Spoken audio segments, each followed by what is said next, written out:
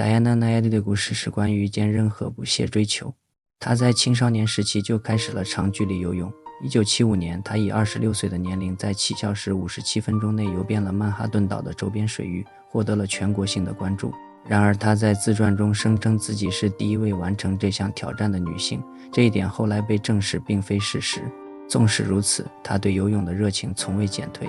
戴安娜的名字与她从古巴到佛罗里达的游泳尝试密切相关，这一挑战在她的职业生涯中始终是一个梦想。她的第一次尝试始于1978年，尽管在经历了8英尺高的海浪冲击和偏离航向后不得不放弃，但她并没有停下来。接下来的数十年里，戴安娜的人生经历了起起伏伏。到2011年，她再次尝试挑战，却因海蜇刺伤和哮喘发作而终止。紧随其后的2次尝试同样因为伤痛和恶劣天气而宣告失败。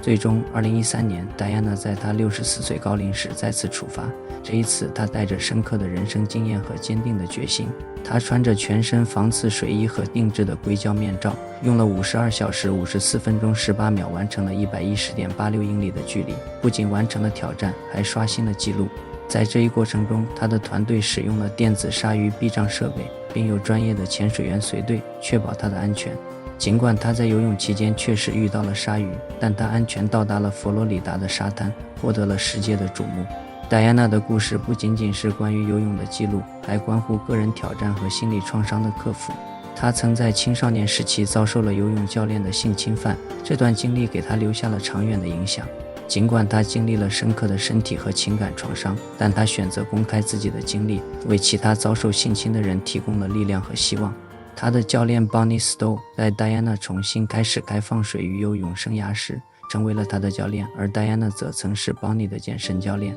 她的故事是一个关于不屈不挠的生活态度的故事，这种态度不仅体现在她的游泳生涯，也体现在她对生活的每一个挑战中。电影《Nayeli》尝试捕捉这位女性的精神和她的传奇游泳生涯，她的经历激励着我们理解，无论年龄多大，梦想都是值得追求的。